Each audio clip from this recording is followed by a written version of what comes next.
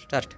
ज्ञान नाही विद्या नाही ती घेण्याची गोडी नाही. ज्ञान नाही विद्या नाही ती घेण्याची गोडी. बुद्धी असूनही चालत नाही त्यास मानव म्हणावे का?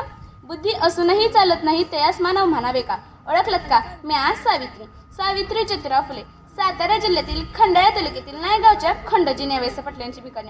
अवघ्या 9व्या वर्षी ज्योतिराव फुले नावाच्या माणसाशी माझं लग्न झालं. आणि मला हळूहळू कळायला लागलं की ज्या माणसाशी माझं लग्न झालं तो काय साधासुद्धा माणूस नाही, तर या जगाला ऊर्जा देणारा एक क्रांतीसूर्यच आहे. त्या काळी बाईंनी उंबऱ्या मांडायची पद्धत नव्हती. त्या काळी बाईंनी उंबऱ्या मांडायची पद्धत नव्हती. बाईच्या जातीनं कसं आपण बरं, आपलं घर बरं, घरातील माणसं बरं.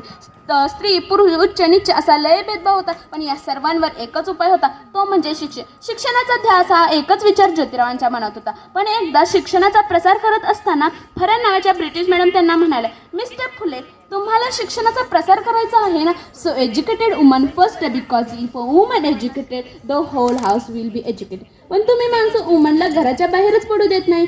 सो बॅड मिस्टर फुले.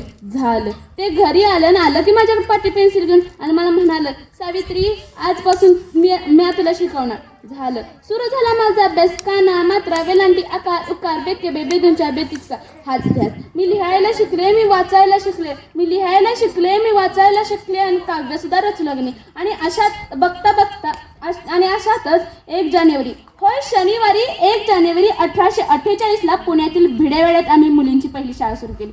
आणि मी पहिली शिक्षिका आणि मुख्याध्यापिका सुद्धा झाली.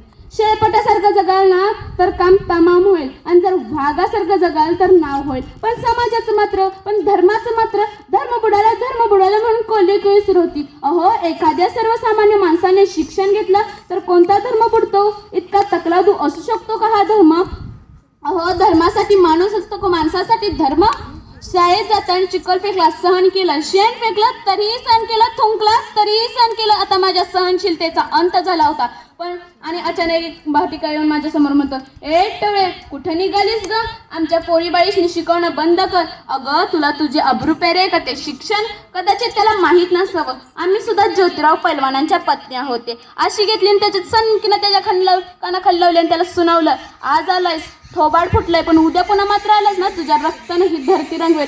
स्त्री कोणत्याही जातीची असो, धर्माची असो, ती नेहमीच अन्यायाला बळी पडत आलेली आहे.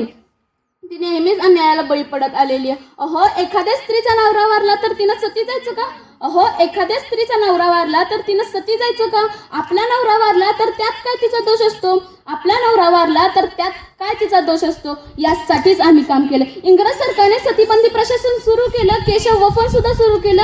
आम्ही विधवा महिला काशीबाई हिच्या मुलालाच म्हणजे यशवंताला आम्ही दत्तक घेतलं. त्याच्या तुरु पावलं आमचं अंगण कसं फुलून जायचं. त्याला वाढवलं, मोठं केलं आणि त्याला डॉक्टरही बनवलं.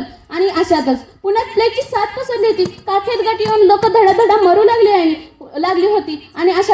आणि तेव्हा आम्ही यशवंताला सांगितलं, यशवंता, आपल्याला हॉस्पिटल उभारायचं. यशवंतानं हॉस्पिटलही उभारलं. आम्ही सर्व रुग्णांवर उपचार करीत होतो. पण प्लेग हा संसर्गजन्य होता, त्यामुळे तो कधी ना कधी मलाही होणार होतं. आम्ही जगलो या समाजासाठीच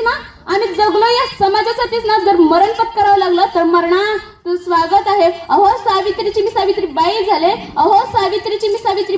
आणि सावित्रीबाईची मी सावित्री माई सुद्धा झाले. म्हणून आणि बघता आमच्या 18 शाळा झाल्या. सती प्रथा, केशव पण या सर्वांवर आम्ही मात केली. कारण आनंद होता तो आया बहिणींनी शिकण्याचा. म्हणून म्हणे विद्येविना मती गेली, मतीविना नीती गेली. विद्येविना मती गेली, मतीविना नीती गेली. नीतीविना गती गेली, गतीविना वित्त गेले. नीतीविना गती गेली, गतीविना वित्त गेले. इतके अनर्थ एका अविद्येने केले. म्हणून मुलींना वाचवा, मुलींना शिकवा, या देशाची साक्षरता वाढवा. कारण एक मुलगा शिकला ना तर तो एकटाच शान होतो.